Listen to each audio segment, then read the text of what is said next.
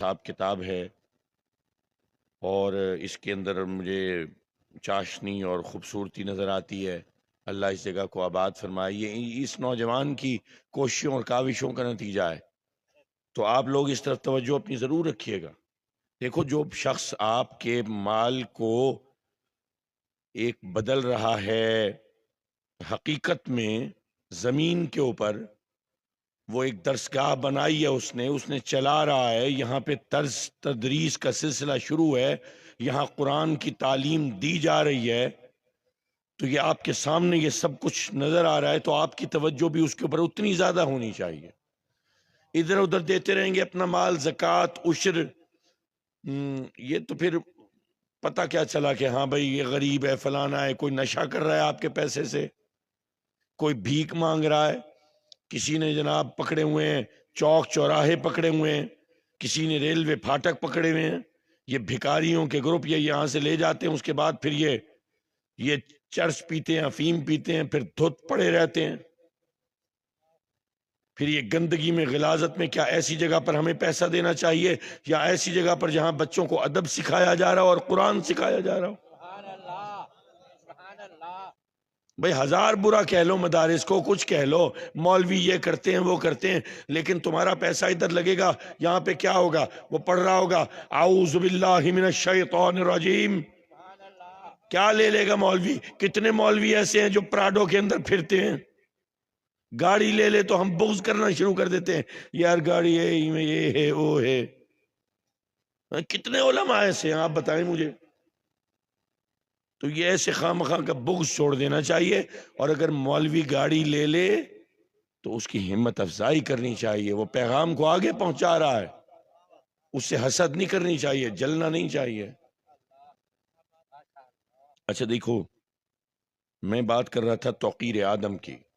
توقیر آدم، آدم رب کی سب سے عظیم تخلیق، سب سے عظیم تخلیق اگر حقیقی رب کو نہ پہچانے اور جھوٹے خداؤں میں سے کسی کی عبادت کرے تو یہ آدم کی تحقیر ہے، یہ انسان کی ذلت ہے، انسان کی پستی ہے کہ وہ اس سے بہتر تخلیق ہو اور اپنے سے کم تر تخلیق کو معبود جانے اور اس کی عبادت کرے، اور سورج کو خدا مانے اور چاند کی عبادت کرے، اور جھکے آگ کے آگے اور سجدہ کرے پانی کے آگے۔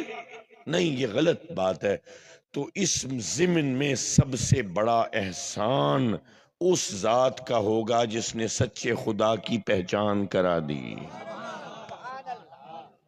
دیکھو لاجک ہے نا، اگر سچے خدا کی پہچان نہ ہوتی تو ہم جھوٹے خداؤں کے آگے جھک رہے ہوتے۔ یہ ذلت تھی ہماری، اس نے ذلت سے انسان کو نکالا، اس نے بتایا نہیں، تو سب سے عظیم تخلیق ہے، سوائے خدا کے اور کسی کے آگے نہیں جھکنا۔ حاضرین محترم، یہ کتنی کمال کی بات ہے، اور یہ اتنا بڑا احسان ہے، اتنا بڑا احسان ہے کہ جس کو ہم مرتے دم تک چکا نہیں سکتے، کہ اس ذات نے کس نے پہچان کرائی؟ میرے نبی نے، میرے آقا نے۔ دیکھیے یہاں پہ صداقت و اعتماد رسالت مآب صلی اللہ علیہ وآلہ وسلم کا تذکرہ ہے۔ وہ سومرو صاحب کو سٹیج پہ جگہ مل جائے تو نہیں، ویسے تو آپ کو میں دیکھتا رہتا ہوں تو مجھے قوت ہی ملے گی، لیکن ویسے آپ ساتھ آ جائیں گے تو ذرا استغفر اللہ استغفر اللہ۔ تساں جا ڈے ستا وہ بات سننا، تساں جگہ ملی کھڑو نہیں دیں دے وے۔ اچھا چلو جی، میں تھوڑی مرضی ہوئے، آپ ویسے تو ہمارے دل کے سٹیج پہ بیٹھے ہیں۔ اب ہوں یہ گال میری زال کو نہ پتہ چلے کہ اون دے علاوہ کو بندہ بھی ہبیا ہے جنہیں میرے دل دے سٹیج تے باندھا کرے۔ کیڑا ول او تا خیال کرے سے نا ول۔ اچھا دیکھیے، حضور نے سب کو اکٹھا کیا 41ویں سال اپنی حیات پاک کے، سب کو اکٹھا کیا، اور پھر فرمایا دیکھو میں اگر یہ کہوں کہ اس پہاڑ کے پیچھے سے ایک لشکر تمہارے اوپر حملہ کرنے کے لیے آ رہا ہے، تو کیا تم مان لو گے؟ یہ بڑا زبردست سوال ہے، اس میں بہت ساری چیزیں پوشیدہ ہیں۔ یعنی گویا نبی یہ فرما رہے ہیں جو میں کہہ دوں اس پر ایمان لاؤ گے؟ میری بات کو سچا مانتے ہو؟ یعنی مجھ پر ایمان لاتے ہو، مجھے مانتے ہو؟ اگر مجھے مانتے ہو تو کوئی بات بتاؤں، پہلے اپنے آپ کو منوایا۔ جب تک کوئی نبی کو نہیں مانے گا اس وقت تک نعرہ توحید میرے نبی نے لگایا ہی نہیں۔ یہ تو نعرہ رسالت کی باتیں ہو رہی ہیں بھئی، ابھی تک نعرہ توحید نہیں لگا۔ حضور فرما رہے ہیں میں جو کہہ دوں کیا اس کو مان لو گے؟ انہوں نے کیا کہا؟ انہوں نے کہا آپ نے کبھی جھوٹ بولا ہی نہیں، آپ نے کبھی دروغ گوئی سے کام ہی نہیں لیا، کذب تو آپ سے دور رہا، ہم مان ہی نہیں سکتے کہ آپ نے اس پوری 40 سال کے عرصے میں انسانیت کو سچ کی وہ عمارت دی ہے کہ آپ تو انسانیت کے لیے معیار سچ بن گئے ہیں۔ جو آپ فرماتے ہیں وہ تو ہوتا ہی حقیقت ہے، آپ جو کہہ دیں گے ہم مان لیں گے۔ بڑی ایک اور بات بتاتا ہوں، حضور نے ایک اور بات بھی فرمائی۔ حضور نے یہ فرمایا ہے کہ دیکھو میں اپنے منصب، کیونکہ حضور اونچی جگہ پہ کھڑے ہیں، اہلیان مکہ نیچے کھڑے ہیں نیویں، حضور گویا یہ فرما رہے ہیں کہ دیکھو میں اونچی جگہ پہ ہوں، میں چونکہ تم سے بلند ہوں، چونکہ میں تم سے بالا ہوں، چونکہ میں تم سے برتر مقام پہ ہوں، اور اس برتر مقامی کے فیض نے جو مجھے وسعت نظری عطا کی ہے، حضرت اس بلند مقامی نے مجھے جو وسعت نظری عطا کی ہے، تو جو میری آنکھ دیکھ رہی ہے اور جو تم اپنی پستی کی وجہ سے نہیں دیکھ سکتے، اگر وہ آنکھ دیکھا حال بتا دوں تو کیا مانو گے؟ ایسے ہے حضرت، دیکھو پورا سین دیکھو نا۔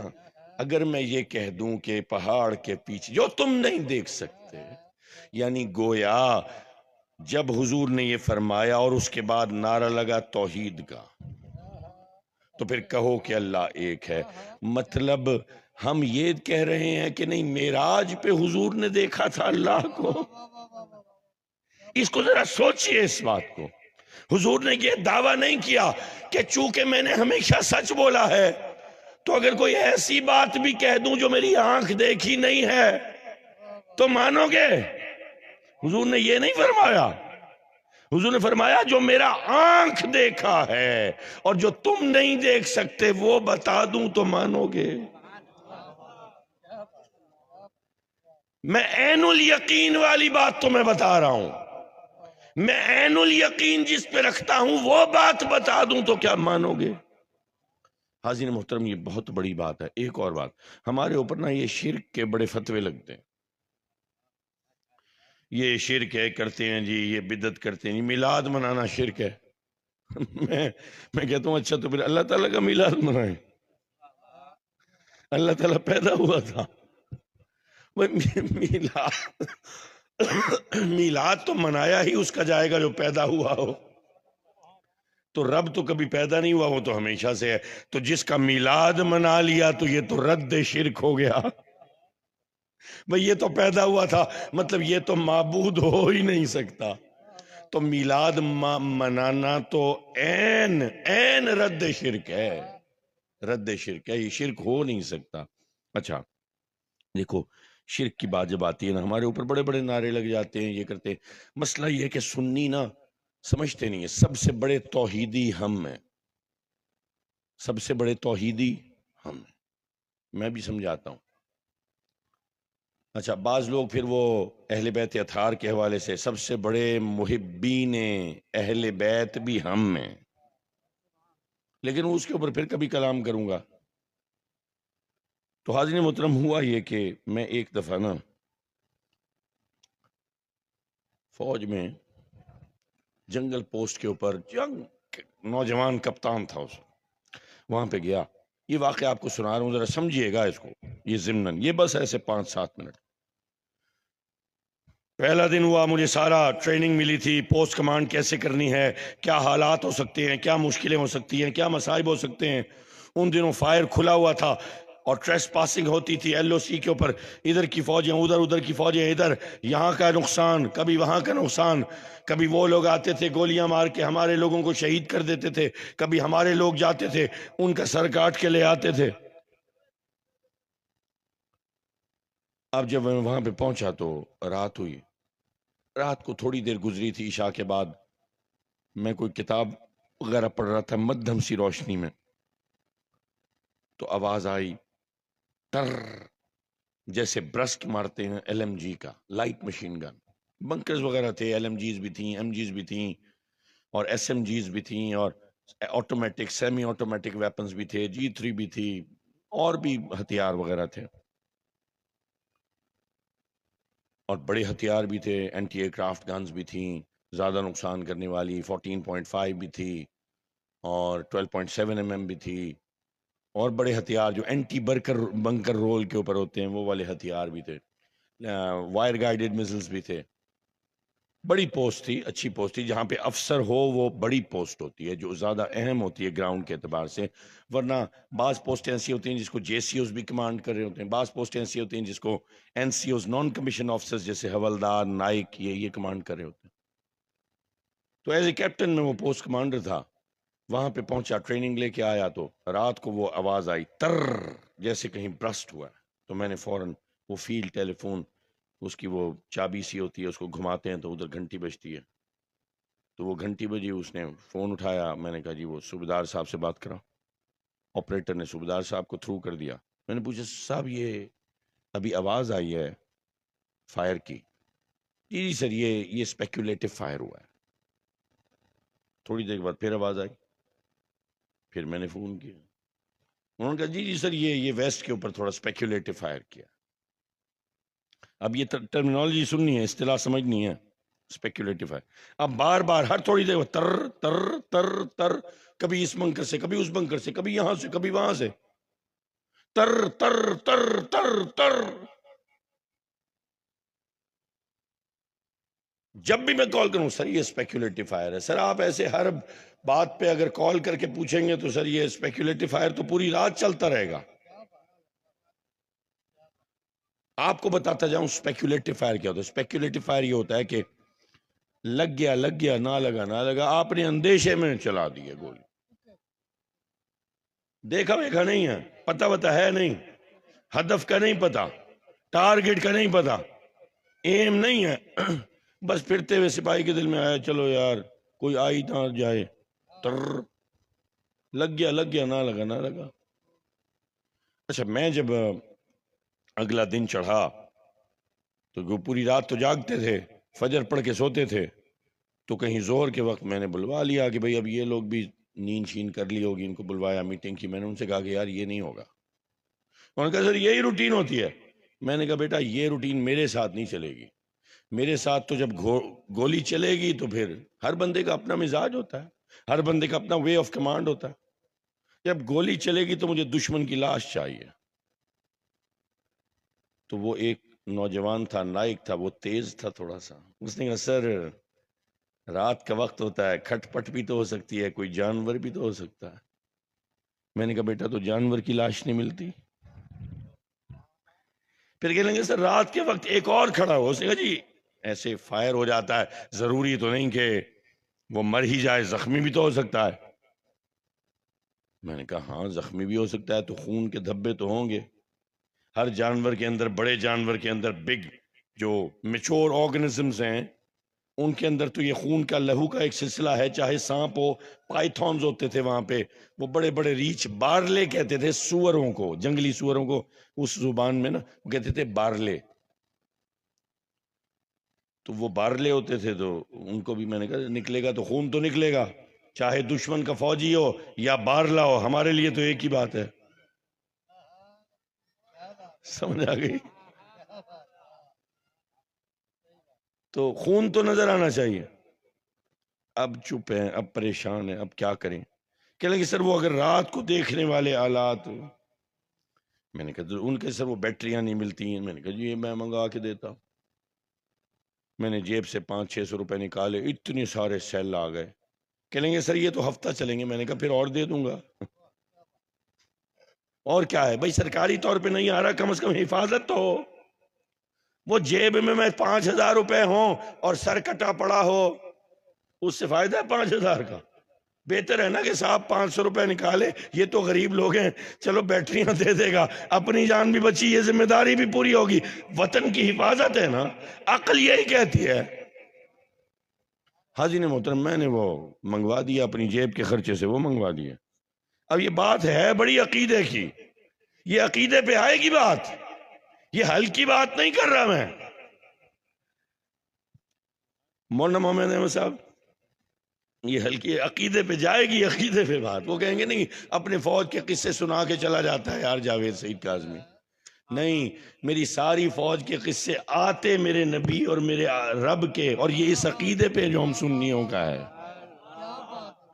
ہمیں مشرک کہتے ہو، ہمیں بدعتی کہتے ہو، آج بتاتے ہیں دودھ کا دودھ پانی کا پانی ہو جائے.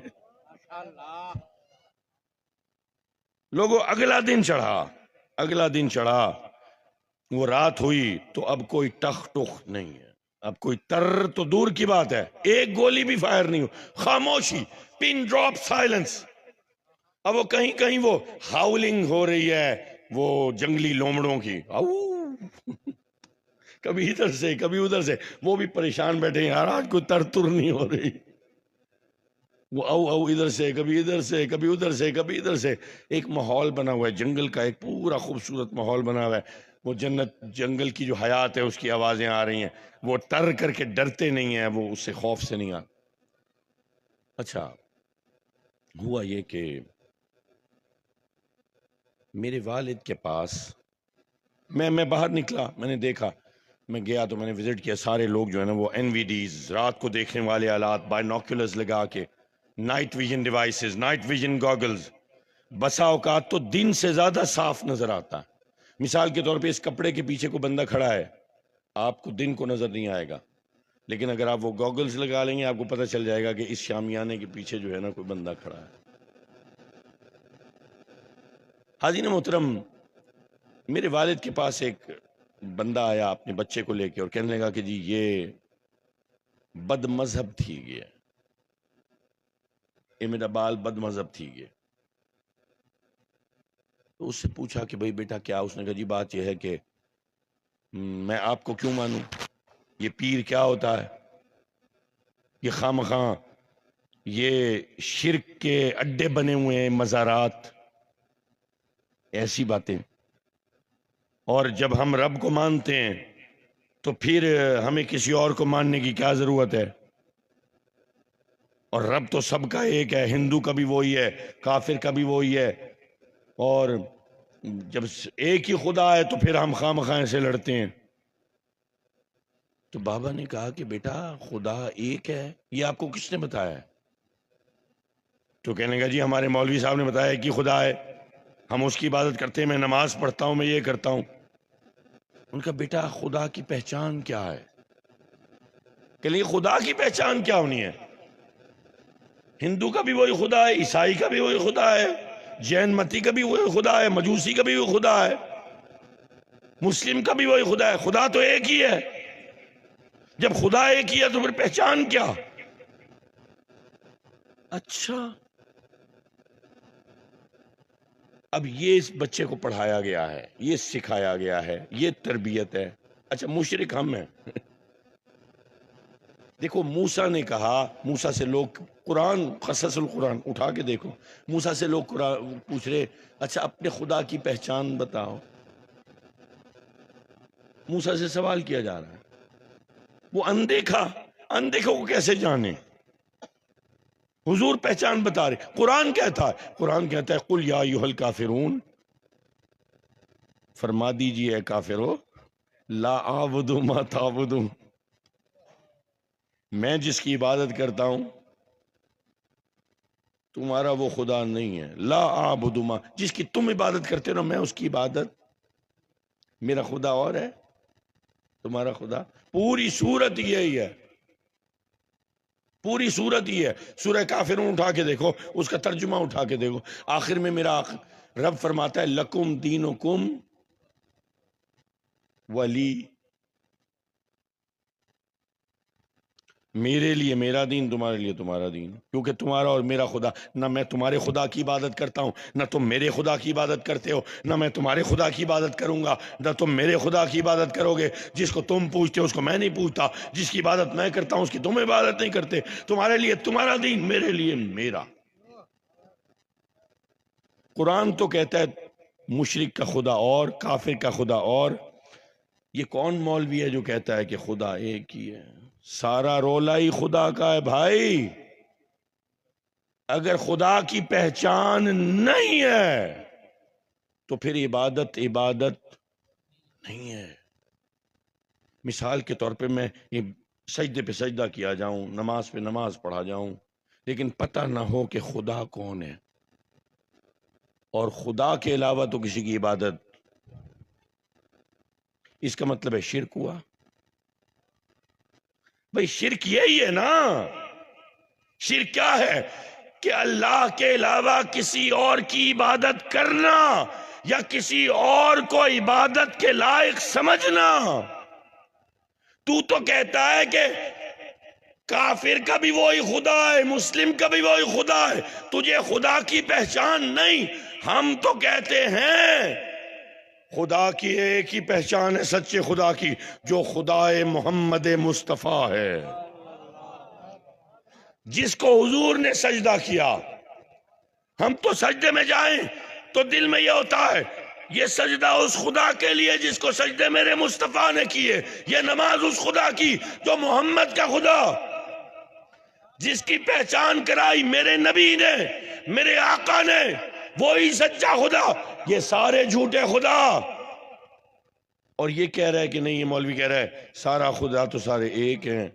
تو اب یہ جو ٹھک ٹھک ٹھک سجدے ہیں، سارا دن میں کتنے 52 سجدے ہوئے، 48 ہوئے، وہ گنو حساب لگاؤ. ابھی تو اب یہ ٹھک ٹھک ٹھک ٹھک ٹھک یہ داغ پڑ گیا، خدا کا پتہ نہیں.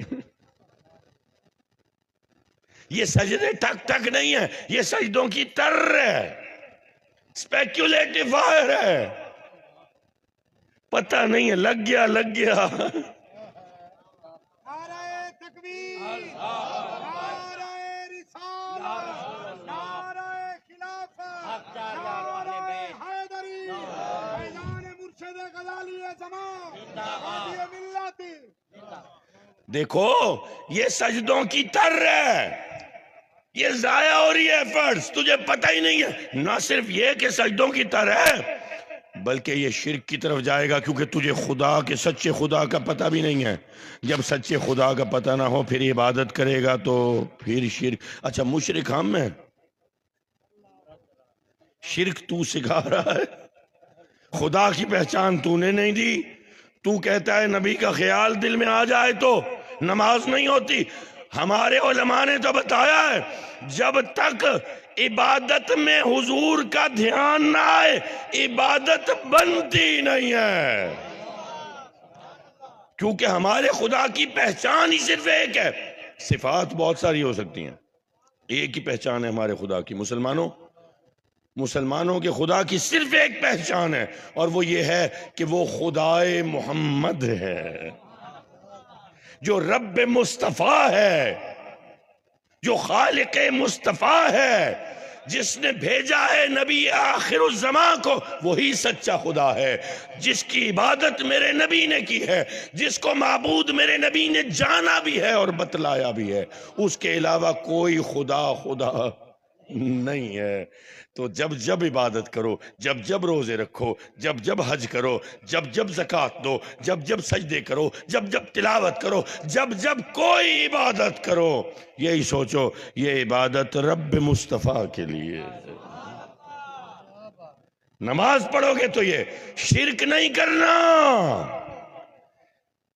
ساری جنگ، سارا رولا خداؤں کا، یہ تحقیر ہے کہ خدا کا پتہ نہ ہو، یہ تذلیل ہے کسی جھوٹے خدا کی عبادت میں کروں. مجھے تو رب نے سب سے بڑی، رب کے بعد ہے ہی انسان، رب کے بعد انسان سے بڑا تو کوئی نہیں. اور انسان کسی اور کی عبادت کرے جو مخلوق ہو تو یہ تحقیر ہے انسان کی. جب رب نے تجھے اس سے بڑا بنایا ہے اس کے آگے جھکتا ہے. اور مشرک ہم ہوئے. واہ بھائی واہ، صدقے تیرے واری جاؤں. کیا سکھایا ہے بچوں کو. لوگوں پہچان لو، رسول کے علاوہ مسلمان کے پاس دامن میں کچھ ہے ہی نہیں. رسول کو اگر نکال دیا، علیحدہ کر دیا، پھر خدا نہیں رہے گا، خدا کی پہچان نہیں رہے گی. جب خدا کی پہچان نہیں، پھر کوئی عبادت نہیں، سب شرک ہو جائے گا. پھر حج کر کے آؤ، پھر کالے کوٹے کے پھیرے لگاؤ، کوئی عبادت نہیں، سب شرک ہو جائے گا. جب تک خدا کی پہچان نہیں ہوگی. اور خدا کی پہچان کے لیے ضروری ہے کہ مصطفیٰ کا دامن تھام. سوائے اس دامن مصطفیٰ کے مسلم کے پاس کوئی چارہ ہے ہی نہیں. یہی وجہ ہے کہ ہمارے بزرگوں نے یہی بتایا ہے کہ بیٹا شادی ہو محفل میلاد کر لو، والدہ کے رسم قل ہے محفل میلاد کر لو، ختم شریف ہے سالانہ محفل میلاد کر لو، عرس آ رہا ہے کسی بزرگ کا محفل میلاد کرو. عرس کے اوپر ہم بزرگ کا ذکر کم، حضور کا ذکر زیادہ کرتے ہیں، کیونکہ حضور کی عطا سے وہ بزرگ ہوا ہے نا. شیخ سعدی نے فرماتا ہے بزرگی بعقل است نہ بسوال، تونگری بدل است نہ بمال. میں بس یہی پیغام دینا چاہتا تھا نوجوانوں کو. جو بعض لوگ کہتے ہیں نا یہ شرک ہو گیا، یہ بدعت ہو گئی، ہم مشرک وہ ہیں جو آپ کو رسول سے دور کر رہے ہیں، جو نبی سے دور کر رہے ہیں. انہوں نے مجھے بلایا آمد ربیع الاول کے اوپر یکم، تو یہ کیا تھا؟ یہ توحید کی طرف عمل تھا. حضور کا میلاد منانے سے بڑی توحید کیا ہے؟ حضور کا ذکر کرنے سے زیادہ بڑی توحید کیا ہے؟ یہ محفل سجانا حضور کی شان میں اس سے بڑی توحید کیا ہے؟ سچے توحیدی ہم ہیں. تم گمراہ کرنے والے ہو، تم شرک کی طرف لوگوں کو لے کے جانے والے ہو، تم دھوکے دینے والے ہو، تم خدا کی سچی پہچان کو گڑمٹ کرنے والے ہو. تم کہتے ہو نبی کا خیال نہ آئے تو عبادت، اور آ جائے تو عبادت نہیں ہوتی. ہم کہتے ہیں نبی کا خیال نہ آئے تو عبادت ہی نہیں ہوتی. بڑا فرق ہے، بس یہ فرق جان لو. نعرہ رسالت، نعرہ خلافت، نعرہ حیدری. اور آخری بات یہ کہ دیکھو تمہیں چاہیے تر سجدے پہ سجدہ، سجدے پہ سجدہ، سجدے پہ سجدہ. ہم کہتے ہیں اگر ایک سجدہ بھی زندگی میں ٹارگٹ والی گولی ہو نا، ہدف پہ ٹھا کر کے لگے، تیر وہ جو جگر کے آر پار ہوا، وہ ایک سجدہ اگر ہو گیا قبول بارگاہ رب العزت میں، تو قیامت کے دن وہ ایک سجدہ میرے اور آگ کے درمیان میں آ کر کھڑا ہو جائے گا اور کہے گا مولا اس نے مجھے ایک دفعہ ادا کیا تھا، مولا اس کو آگ میں تو نہ ڈال مالک. یہ بات ہے کہ خدا کو پہچان کے کرو. وما علینا الا البلاغ المبین.